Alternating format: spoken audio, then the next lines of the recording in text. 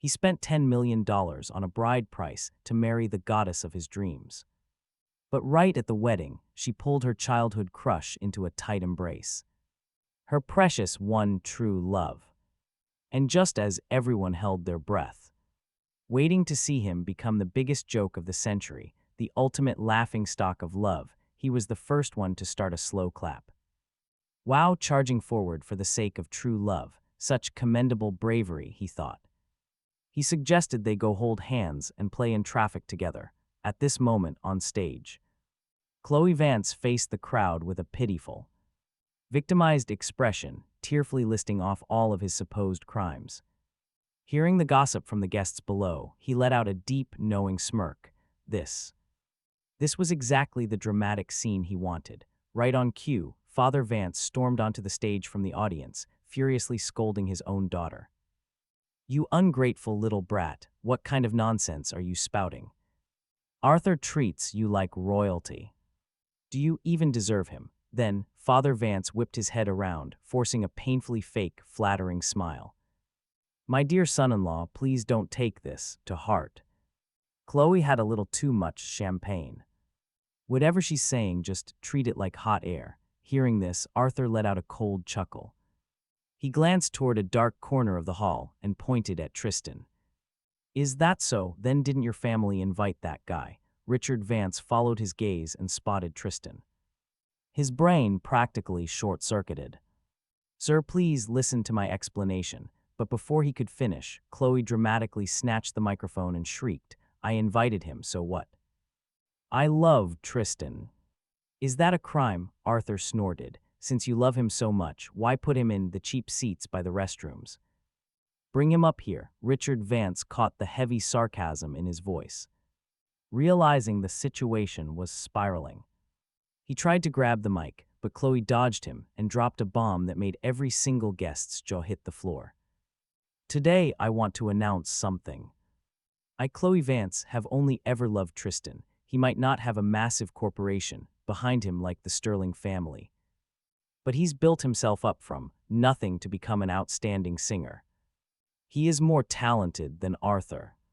He works harder than Arthur. In my heart, Tristan is 100, no, 1,000 times the man Arthur is. Therefore, I want to marry Tristan."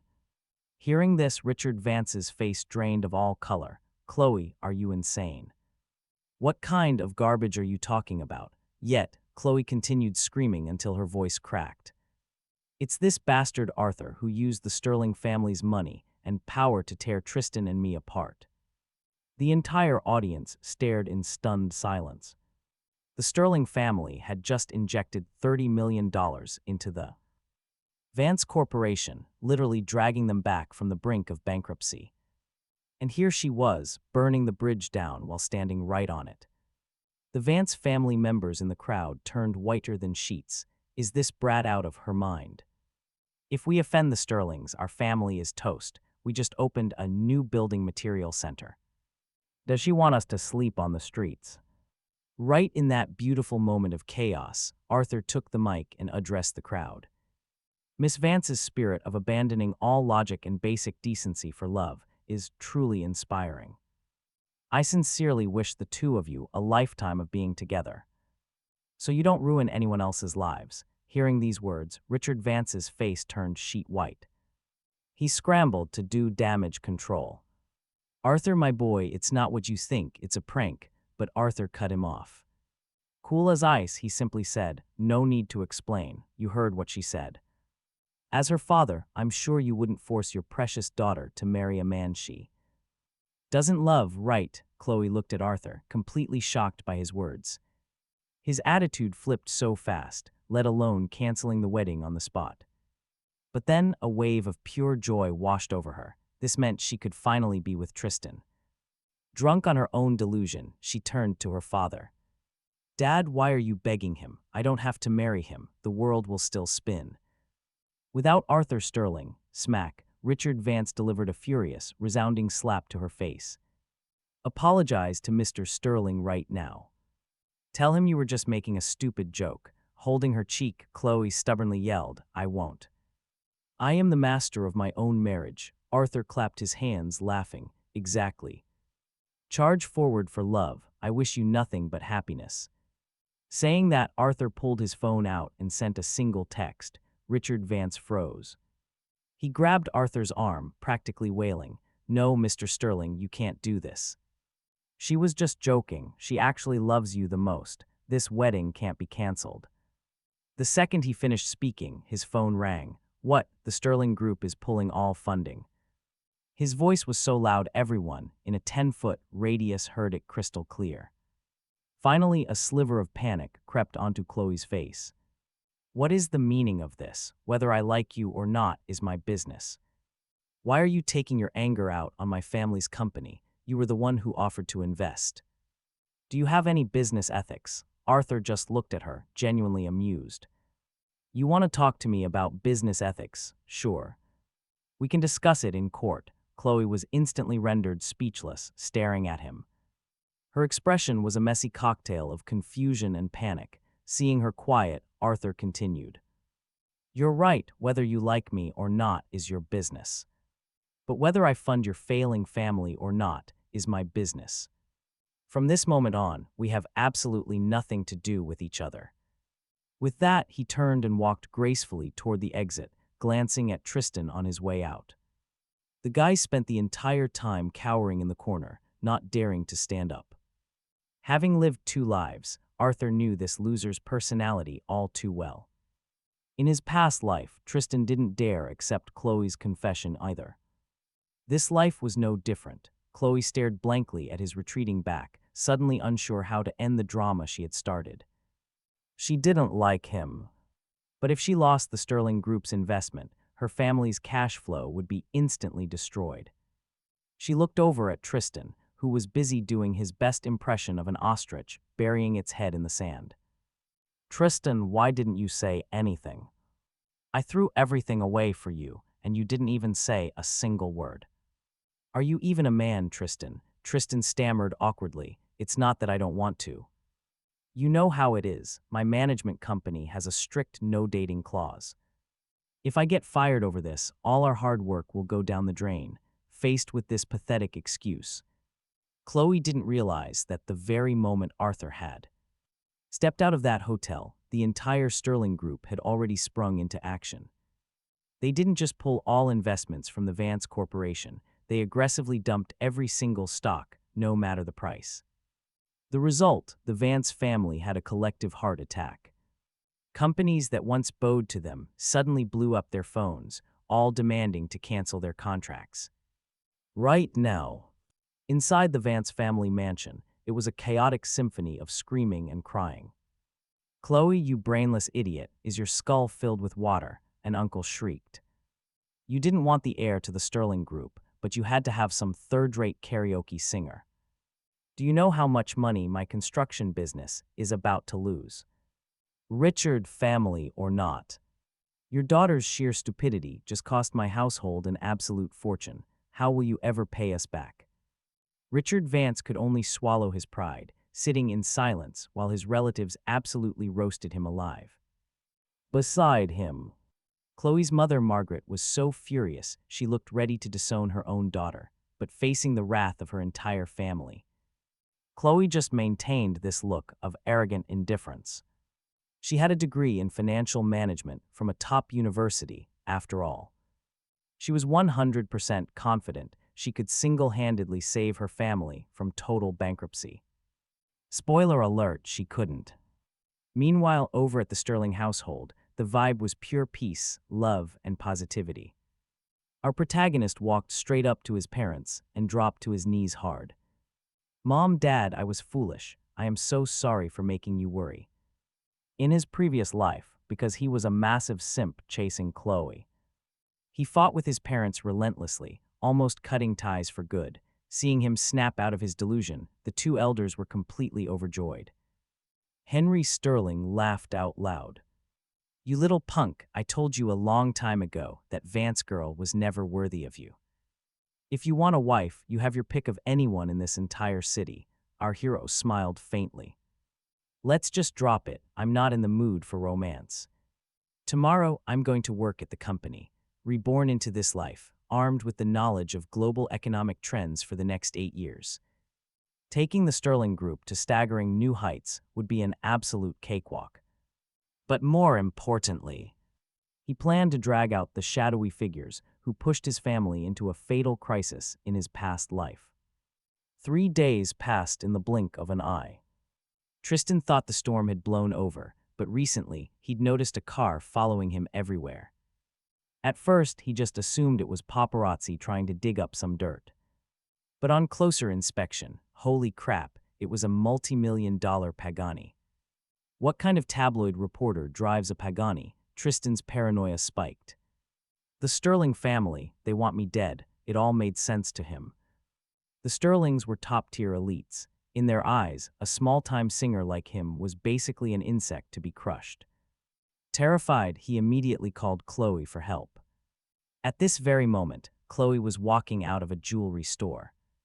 Ever since the marriage alliance fell apart, her family had been taking critical hits from every direction. Aside from a few properties, they'd been forced to sell off their company shares at dirt-cheap prices just to pay the banks. To help her dad, Chloe even sold the priceless imperial green jade necklace our hero had once gifted her. Seeing Tristan's name on her phone, she hesitated, then answered. Her tone, however, was pure ice. Yeah, what is it? I'm extremely busy. Lately, she'd become the outcast daughter, despised her family, disowned her, society mocked her, and the company was a complete disaster. And Tristan, he had completely ghosted her, aside from one single text a week ago. The night of the wedding, he hadn't made contact even once. Naturally, she was pissed. At that moment, Tristan was driving frantically, keeping a panicked eye on a Pagani in his rearview. Chloe, where are you? He yelled, I need to see you right now. Chloe was about to refuse, but then he said, I think someone is trying to completely ruin me. I'm coming to you now. We'll talk. Tristan then whipped his car around, speeding straight for the Vance Corporation. A few minutes later, he burst into Chloe's office, looking like a total wreck. Chloe, I haven't angered anyone lately, except for Arthur Sterling. He definitely wants to get rid of me for good. Can you please go talk to him for me? Tell him I'll apologize. Chloe just stared at the man she thought she loved. She was filled with doubt and pure disappointment. It's not that serious, is it? I just told everyone the truth. Why would he try to kill you? Besides, he doesn't even have that kind of power. Deep down, she didn't want to believe it. Part of her was still furious that Tristan acted like a complete coward. And another part of her just didn't want to face Arthur. Seeing her pause, Tristan panicked. He grabbed her arm, his voice shaking. Chloe, please, I'm begging you. You know how powerful the Sterlings are. We totally humiliated them. Even if Arthur doesn't want me dead, I guarantee his father does. And Henry Sterling was not known for his gentle nature. You don't become the richest man in the entire city by playing nice. Hearing that, it finally clicked. Chloe cursed under her breath. That spineless coward Arthur doesn't dare face me directly, so he's playing these dirty tricks. Is he even a man? Tristan, trembling, shot back. Who cares if he's a man or not? Chloe, just figure something out. I don't want to end up in a ditch somewhere. She was about to give in, but the thought of seeing Arthur made her sick. Sensing her hesitation, Tristan pulled out his ultimate weapon. Weaponized guilt. My life is hanging by a thread. Chloe, don't you love me anymore? The words hit their mark. Chloe's face flushed red. Tristan, what are you saying? Of course I love you, but before she could finish, he cut in. Then don't wait, just go say a few nice things to Arthur. You know his personality, he'll definitely drop it, now that your wedding is canceled. We can finally be together. Trapped by his begging, Chloe finally caved. She pulled out her phone and dialed Arthur's number. Where are you? I want to talk. From the other end, his voice came back, cold as ice. I'm busy. If you have something to say it on the phone. Chloe was stunned. Before, Arthur would have been ecstatic just to hear from her. After a moment of silence, she pushed on. This isn't something we can talk about over the phone. I'll come to you. She hung up, looking at Tristan with a complicated expression. He knew. Tristan saw her look and let out a dramatic sigh. Chloe, it's not that. I didn't want to contact you. the whole incident caused a massive scandal. My fans went crazy. My agency put me on lockdown, ordering me to cut all contact. I'm sorry. Seeing her resentful glare, Tristan quickly pulled her close. He held her tight. Do you know how much I've missed you these last few days? Couldn't stop thinking about you. And just like that, Chloe's face melted into pure bashfulness. Now anyone with eyes could see Tristan was just feeding her some cheap lines, but Chloe. She ate it all up. She nuzzled his shoulder, pouting. I missed you too. You have no idea how stressed I've been. My parents and everyone are blaming me. I was about to have a complete breakdown and not even a single text from you. She lightly pounded his chest in that classic, cringy move straight out of a drama. Tristan just chuckled, broke the hug, and rushed her off. All right, Chloe, go quickly. From now on, whenever I'm free, I promise I'll text you. I'd even quit singing to be with you, but first, deal with Arthur. Our safety is the top priority. And with those empty promises, Chloe was satisfied, nodding. Got it, Tristan, I'm going. Remember to text me in half an hour. So in the New Century Plaza parking lot, Chloe had just parked her Bentley when a roaring red Porsche almost smashed right into her. Do you even know how to drive? Chloe snapped, her window rolling down, but then she recognized the woman stepping out of that supercar. It was Penelope Quinn. The eldest daughter of the Quinn group and her former best friend. Penelope just smirked. If I remember correctly, the Vance family doesn't own New Century Plaza anymore. Right? Chloe said nothing. Her eyes were instantly locked on the imperial green jade necklace hanging gracefully from Penelope's neck. Isn't that the exact necklace I sold this morning? Why do you have it? Chloe demanded angrily. Arthur gave it to me, of course. Penelope sneered with maximum sarcasm. I have to wonder what kind of absolute idiot doesn't know jewelry. Selling a $2 million imperial green jade for a pathetic $10,000. Talk about being wasteful. What? It was worth $2 million. Chloe was absolutely floored. She knew nothing about jade and thought getting 10 grand was a huge win. She had just thrown away $1.99 million. Penelope continued to gloat. The jewelry store owner, he's a client of the Sterling Group. He recognized it and gave it back to Arthur, and Arthur, being so generous, he gave it to me. Funny how that works out, isn't it? Penelope playfully touched the necklace, looking completely delighted. Meanwhile, Chloe's heart was absolutely bleeding. Her family desperately needed the cash, and she had flushed a fortune right down the drain. But refusing to admit her mistake, Chloe scoffed. So what? It's just something secondhand that I already wore. You're just picking up my leftovers. A brutal jab at the necklace and at Penelope's history with Arthur. But Penelope was unfazed. Oh honey, is that third-rate singer of yours brand new? I think we both know just how messy the entertainment industry gets. Need I say more? Shut up, Chloe hissed, her eyes going ice cold like a cat whose tail just got stomped on. Penelope just laughed. Arthur is a perfect man, and you had no idea how to appreciate him. Instead, you picked some talentless nobody. Honestly, I don't know if you're blind or if you're just incurably stupid. But hey, at least I'm better than you. You actually prefer collecting garbage. Done with the conversation, Chloe stormed right into the elevator. But to her shock, Penelope followed right behind her. Since there were other people inside, they both stayed silent.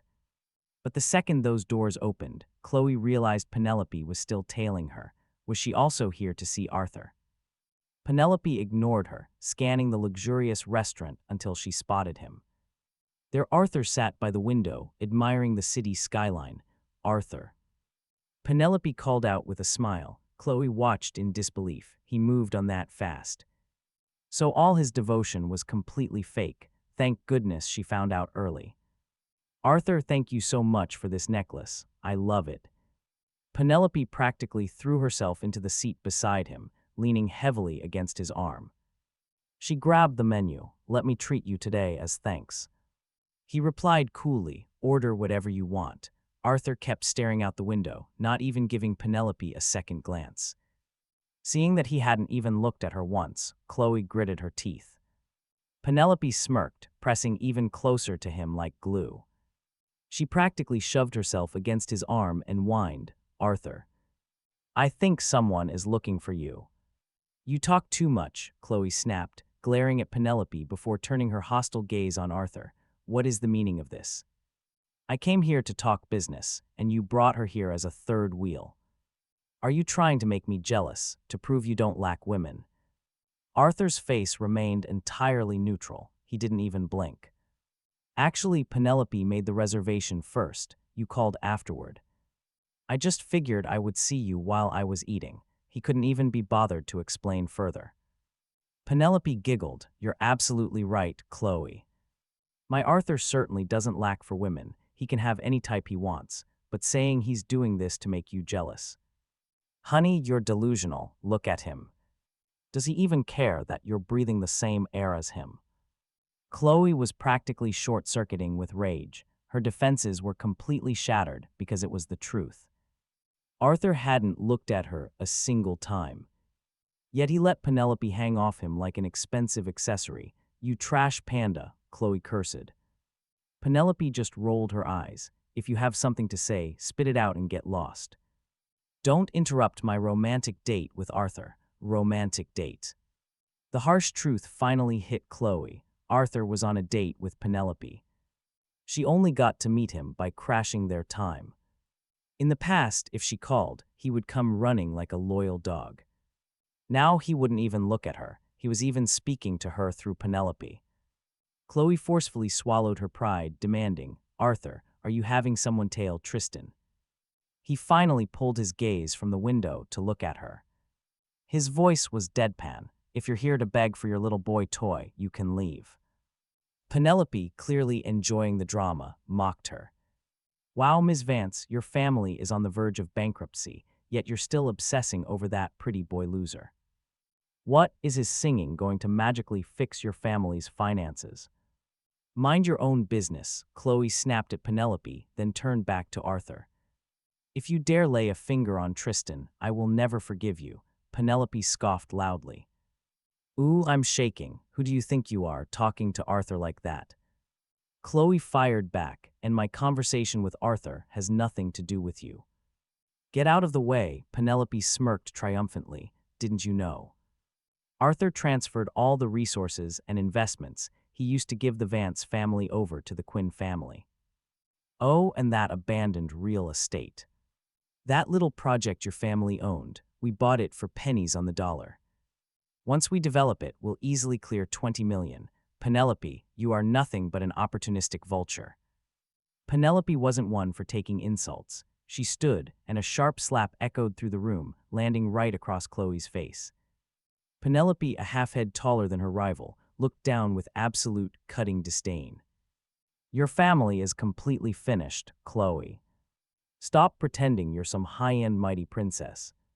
Arthur doesn't want to dirty his hands teaching you a lesson, but me, I really don't mind." Arthur watched the two women with ice in his eyes. "Ms. Vance, are you done?" "You can leave." Clutching her stinging cheek, Chloe looked back at them, her eyes filled with pure venom. "Arthur, I'm warning you. If you touch Tristan, I swear I'll make you pay."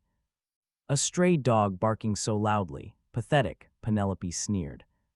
Chloe shot Arthur one final glare of pure hatred before turning and storming out. The more she thought about it, the more her anger boiled over. How could he, after loving her so deeply, now treat her like she was garbage?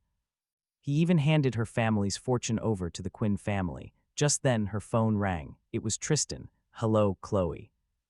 Did you talk to him? So what did he say?" Hearing his voice, Chloe just exploded.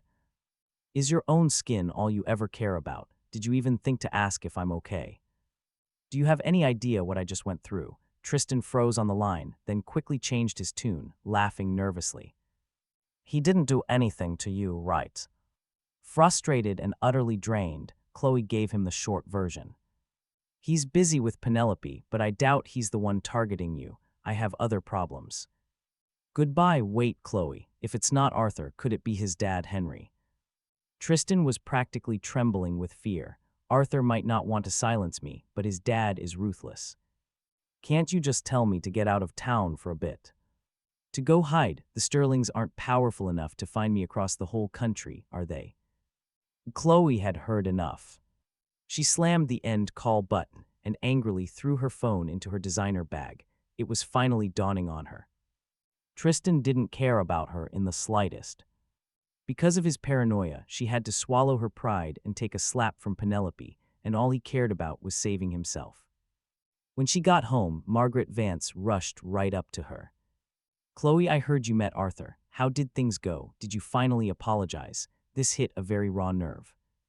"Apologize? I did nothing wrong, Mom. Please just stop bothering me." Richard Vance's face went dark in an instant. "You ungrateful little wretch, is that how you talk to your mother? If you hadn't thrown that tantrum at the wedding, do you think our family would be in this mess?" Chloe's anger roared back. "Is it a crime to speak my mind? I don't love him. It's really as simple as that. I'm your daughter. Do you only care about family profits, not my lifelong happiness?" Seeing she had zero regrets, Richard roared, "And who do you think spent all that money? If I didn't focus on our family's profits, how in the world could you have lived like a spoiled princess for your entire life?" The stress from the company's collapse had pushed him to the absolute edge. He grabbed Chloe by the wrist and began dragging her to the door. "Go apologize to Arthur, right now. And if he doesn't forgive you, don't even think about coming back here." Margaret quickly ran from the kitchen to get between them. "Richard, stop it. If she doesn't want to marry him, then fine. Why are you pushing her into the fire?" Back when the Vance family was once rich enough for 3 maids, they couldn't even afford one now. Richard screamed, "If it wasn't for this brat, would you be stuck cooking? Keep on spoiling her. She's going to destroy this entire family." Though Margaret defended her daughter, she felt just as frustrated.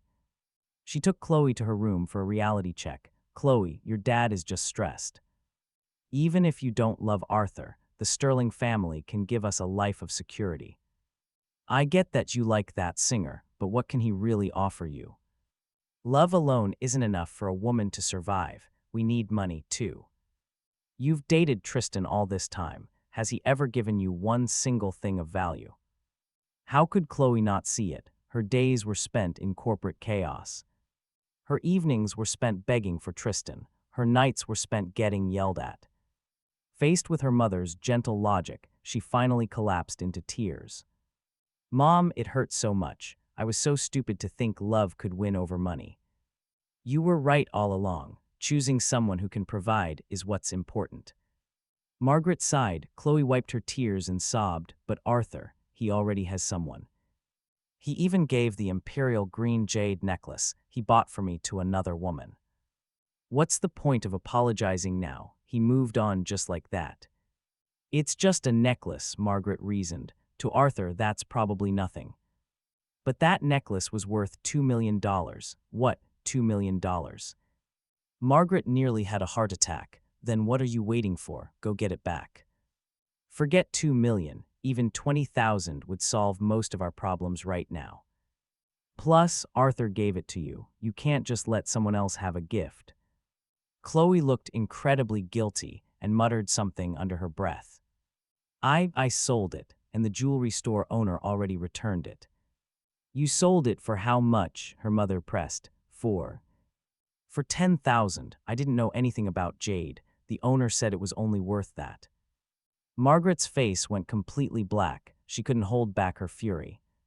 "You absolute idiot. How could I have raised such a fool? You sold a $2 million heirloom for 10,000. You threw away almost $2 million. How was I supposed to know it was that expensive?" Chloe cried back. "He never told me the price. I thought it was just some regular necklace." Staring at her foolish daughter, Margaret spoke with a bitter, crushing disappointment, like watching her team lose the Super Bowl in the final second. "What am I going to do with you? Go make things right with Arthur. Even if you divorce him, the alimony from his family will set you up for life. Isn't that better than suffering with that poor singer for the rest of your life?" Chloe had publicly slapped the Sterlings in the face, a major humiliation. Now she had to swallow her pride.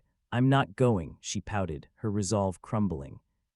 Her mother's point was sinking in. Even if she didn't like him, his family was unbelievably rich. Meanwhile, the best gift Tristan had ever given her was a $5 drugstore eyebrow pencil. He was always making promises, saying, "When I'm famous, I'll give you the world," but aside from that pencil, he did nothing. If Chloe hadn't used the Sterling family's connections to land him a spot on a talent show, he'd still be singing for pocket change in some dive bar. And now this other woman had sunk her claws into Arthur and the Sterling fortune. Wouldn't let go so easily. In the living room, Richard Vance was still pacing. For half an hour, he couldn't take it anymore and knocked. "Are you two done talking, Chloe? I'm sorry I yelled, but our family really can't hold on much longer. If you don't care about us, then think about yourself. If you're no longer the Vance family heiress, do you actually think that little singer will still want you?" But Chloe just yelled back, "Dad, mind your own business." At the dinner table, Chloe reluctantly mumbled, "Sorry." Richard only glared. "You should be saying that to Arthur. I'm about to be sleeping on the streets. I don't have patience for your princess attitude anymore." Margaret tried to smooth things over. "Richard, Chloe has thought it through. Once she apologizes to Arthur, everything will be fine. The Sterlings are billionaires. Even their leftovers could keep our family fed." But in Chloe's mind, a quiet voice whispered, "If I actually lower myself to apologize, will he really forgive me like he used to?" Richard frowned. "You were supposed to be the young madam of the Sterling family. You could have had everything. Our whole family was counting on you, but you had to go crazy at the wedding and turn us into a joke. I've swallowed all my pride just begging for help. Do you want me on my knees begging you to save us?" Bang. Richard slammed his hand on the table. "Do you two think our life is still comfortable? Do you know we owe the Sterlings $10 million for the bride price? You think we don't have to pay that back? And the mortgage on this multi-million-dollar mansion, can we even make the monthly payments?" Furious, Richard stormed away from the table, having completely lost his appetite. Reality finally crashed down hard on Chloe. Reluctantly, she dialed Arthur's number. The phone rang for a long time before he picked up. "Hello." His voice was flat, completely devoid of any emotion. Chloe gripped her phone, her fingers trembling slightly. "Arthur, can we meet? I have something to tell you. Can't you say it over the phone?" "I am in my office." He was sitting in the CEO suite on the top floor of Sterling Tower, gazing down at the glittering city lights below. "It's very important. It's about us." Chloe's voice carried a subtle tremble of pleading. "Please, just this once." He checked his watch. "Tomorrow at 3 p.m. The coffee shop in my lobby. You have 20 minutes. Okay, I'll be there." Chloe let out a huge sigh of relief. Margaret leaned in close. "Well, did he agree?" "Yeah." Chloe nodded, but her heart was a tangled mess. In the past, one phone call and he'd magically appear. Now she had to beg for a 20-minute slot. Richard came back out, his expression a little softer. "Remember, this meeting has one single goal: beg Arthur to spare our family. If possible, get back together with him." "Dad, what more could you want from me?" Chloe frowned. "Do you not get our situation?" Richard said sternly. "The bank is foreclosing on our house tomorrow. If you have a single shred of conscience left, think about this family." Chloe bit her lip and said nothing. Meanwhile, in the CEO suite of the Sterling Group, Arthur was reviewing files on his computer screen. The file contained Tristan's entire life story, including all of his dirty laundry. "Mr. Sterling, here are the documents you requested." James, his assistant, pushed a file folder onto the desk. "We have successfully acquired a he-controlled 30% of Starlight Entertainment's parent company, Tristan's own agency. On top of that, the web drama Tristan was starring in was funded by a shell company under his secret control." He flipped the page. "Perfect." He asked about the Pagani tailing their target. "We've already swapped it for a normal sedan to continue surveillance," James reported. "Tristan is getting extremely paranoid. He went to the police claiming someone was trying to kill him. With no evidence, they just wrote him off as a lunatic." Arthur sneered. Good, let him be paranoid. We'll strike the final blow when. He completely cracks. James simply nodded. Understood. Also, Penelope Quinn. Called again, asking if you're free for dinner. She mentioned that her father wants to discuss a partnership. The command was blunt. Reject her. He didn't even look up. Tell her I'm booked for the week. James seemed a bit surprised, but sir, the Quinn family, just do as I say. Arthur's tone left no room for argument. Yes, sir. James quickly left. Arthur then stood and walked to the massive floor-to-ceiling window. In his second life, he knew exactly what kind of snakes these so-called best friends truly were. Penelope only stuck around because she craved the Sterling Group's resources. In his past life, after the Jantz family collapsed, Penelope was first in line to kick them when they were down. But in this life, everyone who harmed the Sterlings was going to pay the price. That included every single rat hiding in the shadows. He picked up his phone to call Uncle Greg. Any progress on that investigation? I asked for young Master. We have a lead, came Uncle Greg's deep voice. 3 years ago, the massive short-selling attack on Sterling stocks definitely came from offshore. We traced one of the accounts. Turns out it belongs to Tristan's cousin. Arthur's eyes narrowed. Is that right? But Tristan himself probably has no idea. His cousin is an underground operator who specializes in laundering dirty money, Uncle Greg explained. We're digging deeper, trying to find who's pulling the strings. The response was cold. Money is no object. I want results. Understood. Hanging up, Arthur fell into deep thought. In his past life, the crisis that hit the Sterling family was sudden and utterly catastrophic. First, a malicious short squeeze, then the banks all at once demanded loan repayments. Project after project started failing. His father's hair turned white almost overnight, and his mother became terribly ill. Though they barely survived, the Sterling Group was crippled and knocked from the top tier rankings. He'd always believed it was just brutal competition, but now he knew someone had orchestrated the entire takedown, and somehow Tristan's cousin was involved. This was no coincidence. The next day at 3 p.m., Chloe showed up at the coffee shop 10 minutes early, having carefully done her makeup. She even wore the exact white dress that he used to love on her. She knew he had a weak spot for her in white. At 3 p.m. sharp, Arthur arrived, but he wasn't alone. James was with him. Chloe's smile stiffened. Arthur, who is this? My assistant, he replied, sitting across from her and checking his watch. You have 19 minutes. Chloe bit her lip. Can we talk in private? No, he replied flatly. James is here to take notes. Whatever it is you have to say, spit it out. Chloe's grip on her coffee cup tightened. Her knuckles were white. She'd never been so humiliated, but thinking of her family's bankruptcy, she swallowed her pride, forcing a smile. Arthur, I came to apologize. What I did at the wedding was impulsive. I shouldn't have said those things. He looked at her blankly. Are you done? Chloe froze. I'm apologizing sincerely. I've thought about it a lot lately. You actually treated me really well. I just didn't appreciate it. 15 minutes, he interrupted her. Her eyes turned red. Arthur, can't you give me another chance? Can we start over? I promise I'll treat you well. I'll be a good wife. Arthur finally looked up, his eyes filled with pure mockery. Chloe Vance, do you think Arthur Sterling, am a recycling bin for trash? Chloe's face turned completely white. At the wedding, in front of everyone, you said Tristan was 1,000 times better than me.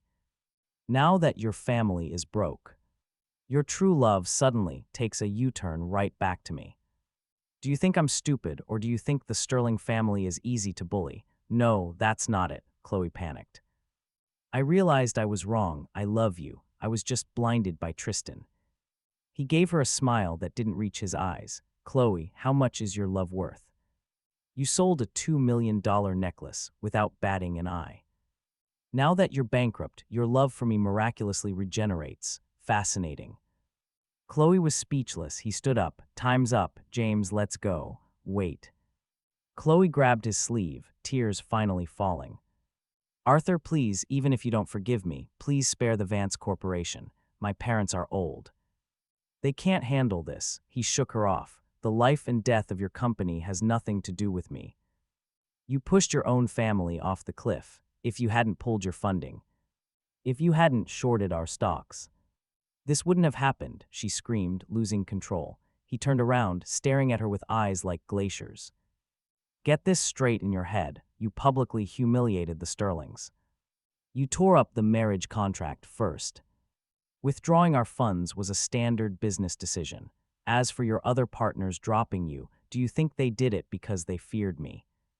Or because they finally realized your company is actually hot garbage? Chloe was stunned. Your company was an empty shell surviving on sterling life support, he stated coldly. Once I pulled the plug, of course it flatlined. You graduated with a finance degree. Don't tell me you don't understand basic economics. Without another glance, he walked away. James hurried after him. Mr. Sterling, do we proceed with the plan? James asked quietly. Yes, start acquiring the Vance family's remaining real estate. Lowball them at 30% under market value. Yes, sir. Chloe collapsed into her chair, sobbing uncontrollably. She finally realized the Arthur, who used to adore her, was dead. The man walking away was cold, ruthless, and left no room for mercy, and she had brought it all upon herself. Her phone rang. It was Tristan. Looking at the screen, she felt a wave of pure irony. She destroyed her wedding and her family for this man. And what did he do? Used her as a shield to beg for mercy. She picked up. Hello, her voice was hoarse. Chloe, how did it go? Did he agree to stop tailing me? Tristan sounded desperate. Chloe closed her eyes. Tristan, let's break up. Silence hung on the line, then Tristan gasped in disbelief. What? What did you say? I said, let's break up, Chloe repeated, utterly exhausted. Truly exhausted, Tristan panicked, asking, Chloe, you're joking, right? Did Arthur force you? Did he threaten you? No, Chloe laughed bitterly. This is my decision. My decision, Tristan, we've been together for so long, besides a $5 eyebrow pencil, what have you ever given me? I went against my family for you. I humiliated myself begging Arthur for you, and you didn't even have the guts to publicly admit we were a couple. That's for my career, Tristan defended. You know my agency has a strict policy. Enough, Chloe cut him off. I'm so sick of hearing it. From this moment on, we go our separate ways. Chloe, you can't do this, Tristan yelled. I'm coming to see you now. We need to talk. Don't bother. Chloe hung up the phone and immediately blocked his number, wiping her tears. She stood up and walked straight out of the cafe, but at the door, she bumped into a familiar face. It was Penelope Quinn, stepping out of a stunning supercar. Seeing Chloe, Penelope smirked. Well, Miss Vance, did you just go beg Arthur for mercy? Chloe ignored her completely. She tried to walk past, but Penelope deliberately blocked her path. Why the silent treatment? Did he reject you? I told you, ungrateful women like you deserve exactly this. Chloe finally stopped and glared right at her. What are you so smug about? Do you really think Arthur likes you? He's just using you to make me jealous. Make you jealous? Penelope absolutely howled with laughter. You think way too highly of yourself. Honey, do you really think you're worth making jealous anymore? With that, she did something else. She jingled the car keys in her hand. See this car? Arthur gave it to me yesterday. And this limited edition Hermes bag, also from him. Do you honestly believe a billionaire would spend this kind of money just to spite some woman he doesn't even look at anymore? Chloe's face went white. Penelope leaned in closer. Let me tell you a little secret. Arthur treats me wonderfully, he even said. Once my father's company finalizes its partnership with the Sterlings, we're going to officially get engaged. Then I'll be the young madam of the Sterling family. Chloe was trembling with pure rage. Seeing her so upset, Penelope gloated. What a pity. This position was supposed to be yours, but you threw it away. Now it's mine. With a victorious sway of her hips, Penelope strode into the cafe, leaving Chloe behind.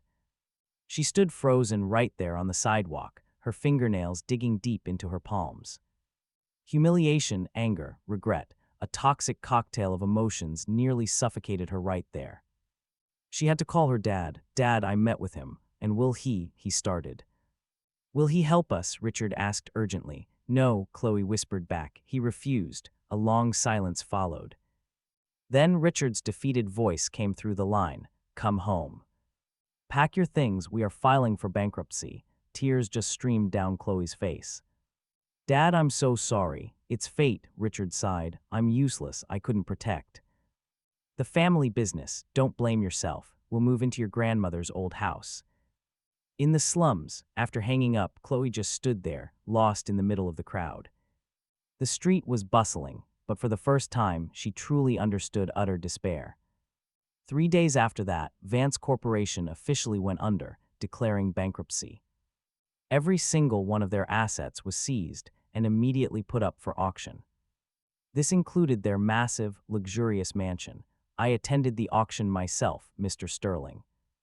James whispered to his boss, "The market value is around 2.5 million. We've already spoken to the other investors. They won't be bidding against us." Arthur nodded as the auction began. Starting price, 1.8 million.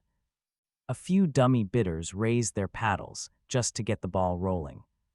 The price slowly crept up to 2 million. Then, just as the auctioneer was about to drop the hammer, Arthur raised his paddle. 2.1 million. The entire room went silent.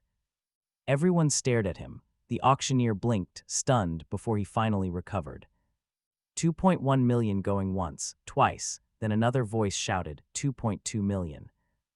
Arthur turned his head. It was a middle-aged man he didn't recognize. James quickly leaned in to brief him. "That's Victor Cole. He's in construction materials. Richard Vance scammed him a while back, so he holds a serious grudge." Arthur just nodded. He raised his paddle again. 2.3 million, then 2.6. The price shot up. It blew past the 3 million mark, leaving the crowd absolutely bewildered. The mansion was nice, but its max value was 2.5 million. Paying over 3 million was just financial insanity. Victor Cole's face twisted. He was only bidding to spite the Vance family. Even though they weren't even there, he never expected Arthur to fight him to the death. "Over at 3.1 million, Arthur called out calmly. Victor gritted his teeth. 3.2 million, 3.5 million. Arthur instantly jumped the price 300 grand. That was it. Victor Cole folded, glaring at Arthur as he threw his paddle down. 3.5 million, going once, twice. Sold. He stood up amidst everyone's complicated gazes. He walked over to sign the paperwork. "Mr. Sterling, wasn't that a bit too expensive?" James couldn't help but ask. Arthur just smirked. "Not at all, I want this mansion kept exactly as it is. Don't change a single thing, just leave it empty." His eyes grew dark. "When those three are at their absolute lowest, I want them to know who owns their precious home." A cold chill ran right down James's spine. He finally understood. Arthur's revenge on the Vance family was only just getting started. 1 week later, Tristan was arrested, right in the middle of filming a reality TV show. The police dragged him away on camera. The charge, possession and use of forbidden fairy dust. The internet exploded. His agency immediately scrambled to release a PR statement. "This is a misunderstanding. Tristan is a good boy who only breathes organic air." But then the police dropped the hammer. They found the forbidden fairy dust hidden in his apartment, and his drug test came back positive. Game over. Inside the detention center, Tristan was having an absolute meltdown. "I didn't take anything. I was framed. It was Arthur Sterling." He screamed this at his lawyer, who just looked at him like he was an idiot. "Mr. Tristan, the evidence is rock solid. You should be thinking about a plea deal. Not spinning crazy conspiracy theories." It was Arthur. Tristan grabbed the lawyer's shirt. "Go find Chloe. She can prove it. Arthur has a vendetta against me." The lawyer just slapped his hands away. "Do you have any actual proof of that?" Tristan froze. Proof? Where on earth would he get proof of that? The mysterious Pagani was gone. The cops didn't believe his assassination story. Now he was just a disgraced junkie. Who would believe a single word he said? I want to see. Chloe, Tristan bawled, she'll help me, but the lawyer just shook his head. Miss Vance explicitly stated she will not see you, but she did ask me to pass along a message. What is it? Tristan asked. The lawyer's reply was cold. She said to rot in hell. Tristan collapsed into his chair, his face ashen gray, and meanwhile the rest of the Vances. The Vance trio moved into a dilapidated shack deep in the slums. This was their grandmother's old house, a place under 600 square feet with peeling paint. The furniture was literally rotting. Wiping a dusty table, Margaret started crying. How did we end up like this, Chloe? How can anyone live in this dump? But Chloe just cleaned in silence. Richard sat on a broken stool, chain-smoking the absolute cheapest cigarettes available. The doorbell rang, Chloe opened it, and froze. It was Arthur Sterling himself. Behind him stood two bodyguards, holding several large cardboard boxes. Arthur. What are you doing here? Chloe demanded defensively. He simply stepped inside, scanning the place. A small smile played on his lips as he surveyed the depressing room, just seeing how you're settling in. Did you come here to laugh at us? Richard shot to his feet, his face livid. Well, you've seen it. Are you happy now? It's decent, Arthur nodded. A bit cramped, maybe. Oh, by the way, I bought your old mansion, paid $3.5 million for it. Instantly, Richard and Margaret's faces went chalk white. Arthur gestured for his bodyguards to drop the boxes on the floor. These are just some of your personal things we cleared out from the mansion for you. Chloe's jewelry, that kind of stuff. Just consider it a final parting gift. Chloe bit her lip hard. Arthur, what do you want? We're bankrupt. We're living in a slum. Haven't you done enough? He just looked at her and laughed. Chloe, do you know what your biggest problem really is? You think my kindness is some kind of free subscription.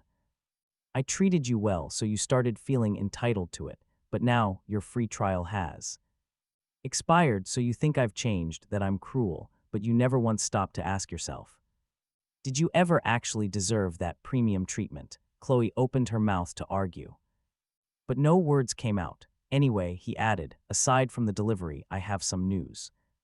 Tristan got busted for using the forbidden fairy dust. If you still want to play the savior, you might want to find him a good lawyer, although personally he thinks it's a lost cause. With that, Arthur turned and walked out the door.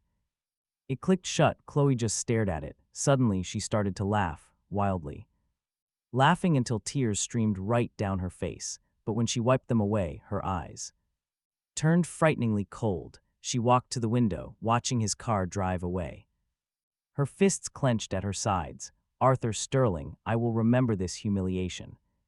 One day I will make you regret every second of this. A month later, inside his office, his assistant James gave a report. Mr. Sterling, Chloe Vance has made a move. She applied for a job at an investment firm called Cole Capital last week, and she was hired. Cole Capital, Arthur repeated. Victor Cole's company. Yes, sir, but the backing of Cole Capital is extremely complex. The real power behind the scenes is the Cole family from the capital city, and they have a very deep-seated grudge against the Sterlings. Arthur's eyes narrowed. The Cole family. He remembered it clearly from his past life. When his family went under, the Coles were the ones who benefited the most. He suspected them back then, but never had any solid proof. Now Chloe just so happens to join their company. This was no accident. Keep an eye on her, he ordered. Specifically who she contacts, and every project she even touches. I want every single detail. Understood. Also, Penelope Quinn called you again. She wants to arrange a dinner between you and her father to discuss new partnerships. Arthur scoffed. Tell her the Sterling Group isn't looking for any new partners, and he doesn't do charity dinners. Yes, sir. He walked to the window, Chloe joining up with the Coles. She was moving fast. Her hatred for him must run deeper than the ocean. But that's fine. He had all the time in the world to sit back and play their little game. He wanted to drag every single enemy out from the shadows and utterly crush them. Just then, his phone rang. It was Uncle Greg with a huge breakthrough. Uncle Greg was ecstatic. The offshore account that shorted their stocks 3 years ago had direct transactions with Coal Capital. A perfect link, 100% sure. Uncle Greg confirmed it. They hid their tracks well, but not well enough, and Tristan's cousin. Turns out he was college roommates with a manager at Coal Capital. Every trail led straight to the Coal family. He finally had them by the tail. His voice was low and dangerous as he gave the order for the Coal family's entire operational blueprint, including every single mole they had planted inside the Sterling Group. After confirmation, he hung up with a cold smirk. The real game had just begun. Meanwhile, inside the CEO's office at Coal Capital, Chloe stood respectfully before a desk. Behind it sat the man himself, Victor Cole. He was a middle-aged man in gold-rimmed glasses, with a slimy, intellectual vibe. Victor smiled, telling Miss Vance he was very impressed with her resume. He was especially taken by her talent in financial management, despite her family's recent downfall. He claimed to recognize true talent. Chloe simply thanked Mr. Cole. She promised to do her very best. Excellent. Victor nodded, saying he knew her history with Arthur Sterling, claiming Arthur had gone too far. Business is business. But targeting a family like that was just ruthless. Chloe's eyes began to redden as she thanked him for his understanding. Victor then stood up and casually walked over to the window. He declared the Sterling Group had been the tyrant of the city for far too long. It was time someone broke their monopoly. Chloe's heart skipped a beat at his words. Victor then mentioned that the Sterlings were investing heavily in a massive new energy project. And that's when he revealed his plan. He wanted her to infiltrate their team and steal their core technical data. Chloe gasped in shock. This was corporate espionage. Victor chuckled, telling her not to be so dramatic. He reminded her what Arthur did. He brought up the slum she lived in. This was a once-in-a-lifetime chance. Succeed, and he would help the Vance family rise from the ashes, but fail, and she'd rot in that shack forever. Chloe's fists clenched tight. She remembered the auction, Arthur's cold face, her parents' despair. Hatred grew inside her like a poison vine. She looked up, her eyes burning with pure resolve. I'll do it, but on one condition. He told her to name it. When we crush him, I want Arthur Sterling on his knees. Apologizing to me, Victor just laughed out loud. Deal. 3 days later at the Sterling Group, the new energy project manager Ray was interviewing a brand new applicant. It was none other than Chloe Vance. He frowned, looking at her resume. You're the heiress. I am Chloe Vance, she replied calmly. Mr. Ray, I know you must have reservations. But my family is bankrupt now. I just need a job to support my parents. Ray hesitated. Everyone knew the bad blood between her and the CEO. Hiring her was a huge risk. But her qualifications were absolutely stellar, and she was asking for a fraction of the usual salary. He told her he would ask upper management and to go home and wait for a call. Ray went straight to Arthur's office.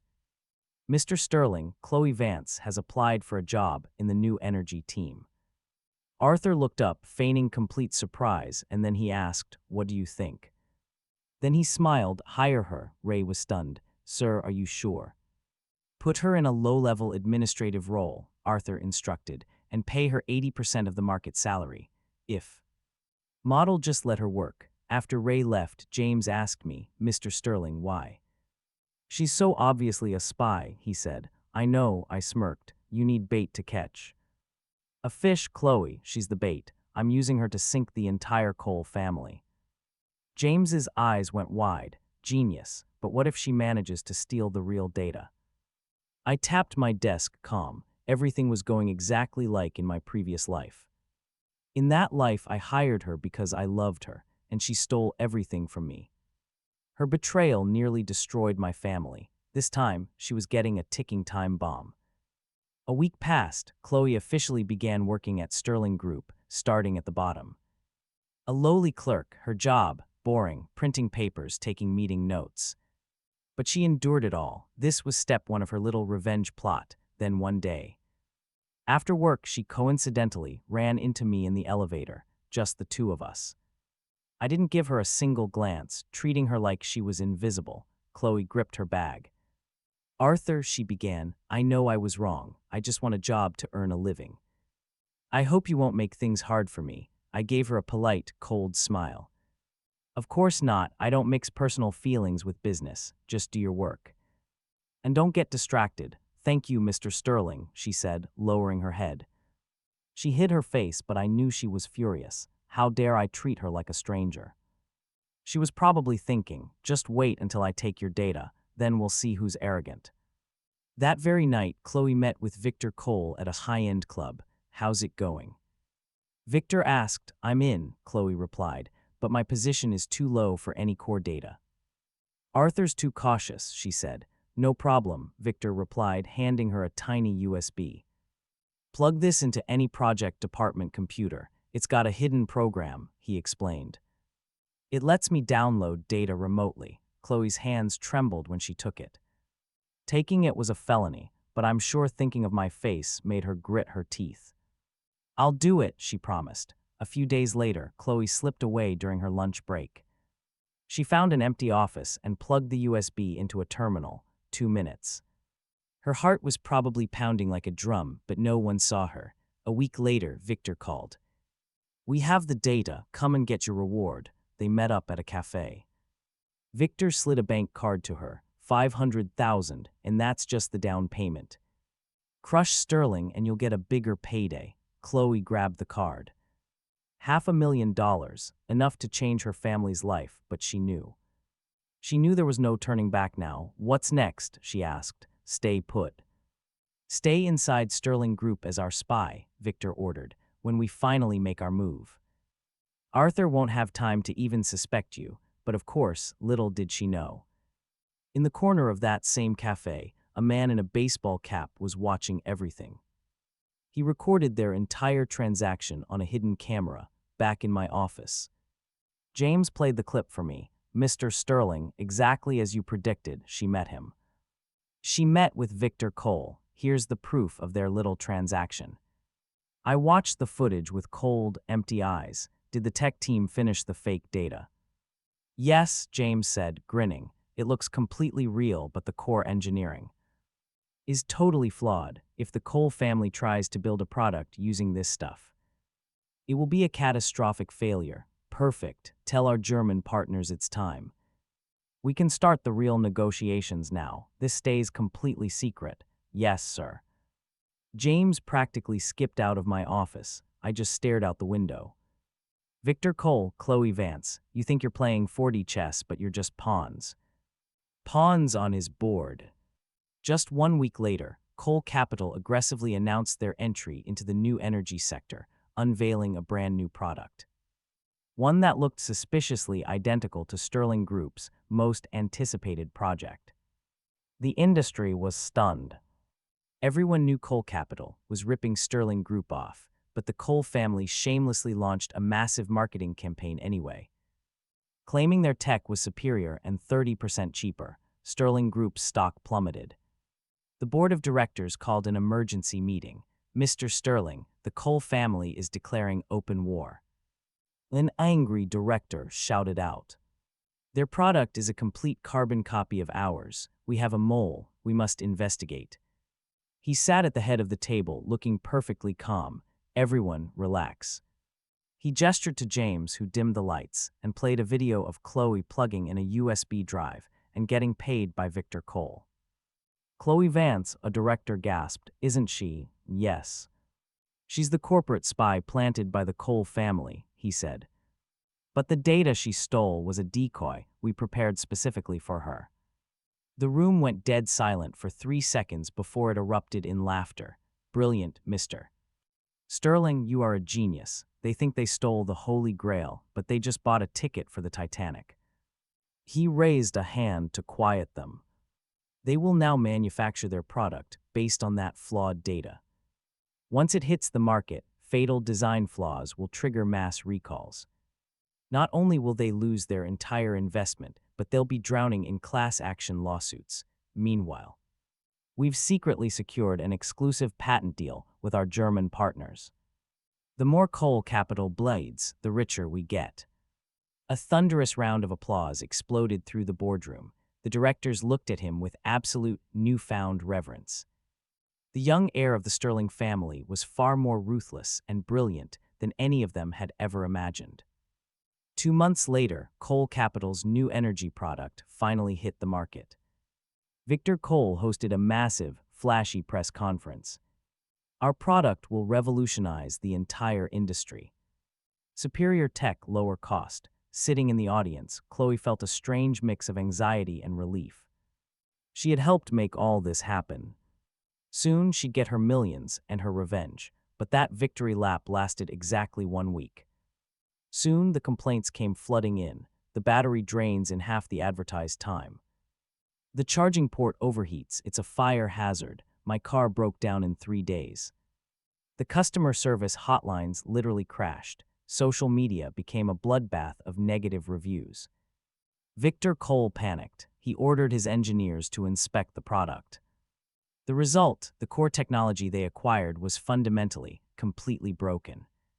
It wasn't advanced. It was a ticking time bomb of catastrophic engineering failures.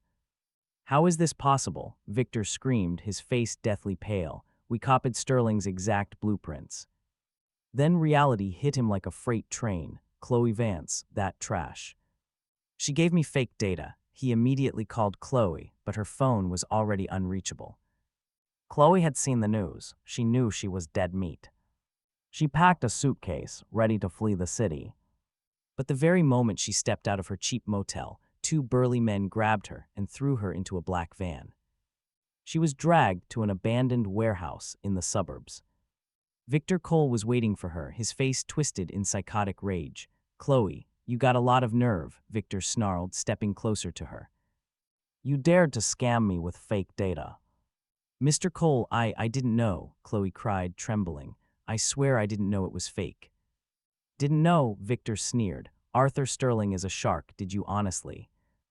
Think I'd leave top-secret data lying around for some low-level clerk to find? Are you actually stupid or just pretending? Chloe's blood ran cold.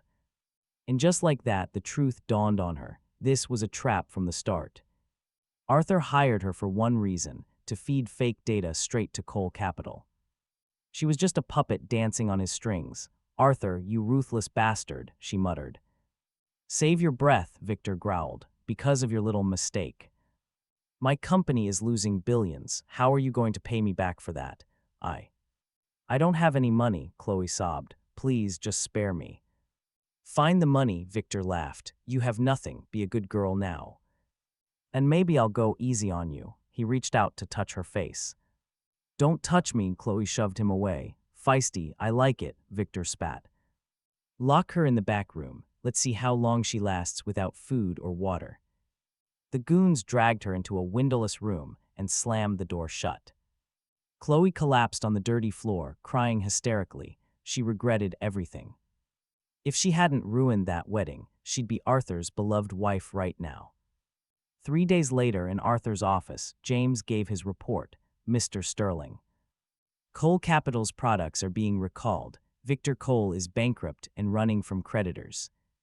As for Chloe, he's got her locked in a warehouse and is trying to force her into being his sugar baby. A cold glint appeared in Arthur's eyes. Those two deserve each other, but let's finish this. Call the police. Hand over the evidence of Chloe's corporate espionage. Give them Victor's warehouse location.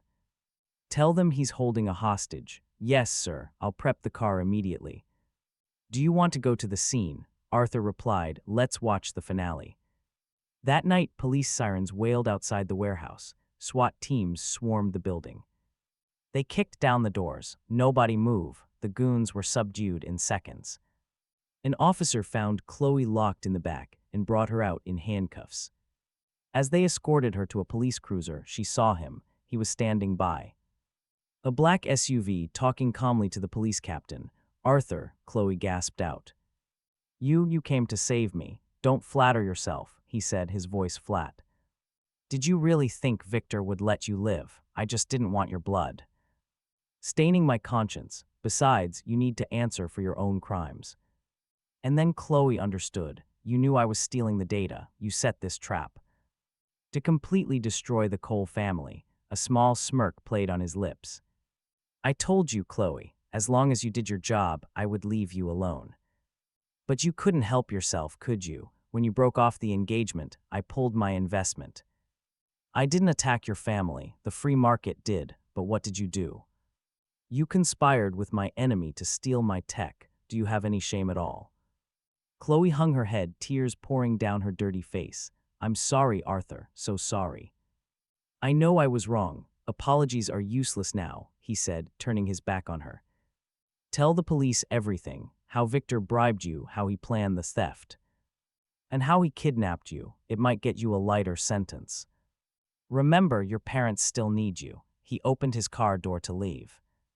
Arthur, wait, just one question, she cried out. If I hadn't gone crazy at the wedding, would you have loved me forever? Arthur stopped, looked back at her, and then he laughed. Chloe, you still don't get it. He treated you well because he chose to, not because you were ever special. The moment he stopped caring, you became nothing. Chloe froze, the words stabbing her right in the heart. I understand now. A broken, bitter smile formed on her face. Thank you, Arthur. Thank you for saving me, and thank you for finally waking me up. He didn't look back as his car sped off into the night.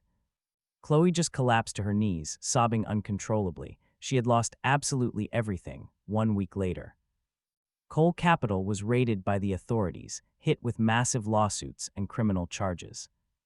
The company imploded. Victor Cole was sentenced to prison for his crimes. Corporate espionage and kidnapping. Meanwhile, Sterling Group's authentic new energy product launched to universal acclaim, completely dominating the entire market. Their stock skyrocketed. Arthur officially took over as chairman of the Sterling Group, becoming the youngest billionaire tycoon the city had ever seen. At his victory gala, Penelope Quinn tried to slither her way to his side, latching onto his arm. Arthur, congratulations. I always knew you could do it. He smoothly pulled his arm away. Thank you, Arthur, she purred, but he cut her off. Ms. Quinn. Their business relationship would continue. Their personal one, however, ends right here. Penelope's expression twisted into an ugly scowl. Why am I not good enough? You're fine, he said coldly. We're just not a match. He walked away, leaving her furious. She'd spent all this time trying to gold dig her way into the Sterling family, and in the end, she failed miserably. Back in his office, James gave him the final report. Mr. Sterling, Chloe cooperated with the authorities. Because the data was fake and she was coerced, she ultimately received a suspended sentence. She's moved back home with her parents to live a quiet life. Arthur just nodded. The report continued. Tristan was now in rehab. His cousin got 10 years in federal prison for money laundering. The Cole family completely abandoned Victor just to save themselves. Excellent. Arthur stood by the window, gazing down at the sprawling city below. All his enemies had been dealt with. Living this second life, he knew every single one of their fatal flaws. Chloe's vanity, Tristan's cowardice, and Victor's greed. Defeating them all was almost laughably easy, but the corporate world is a battlefield. New enemies will always appear.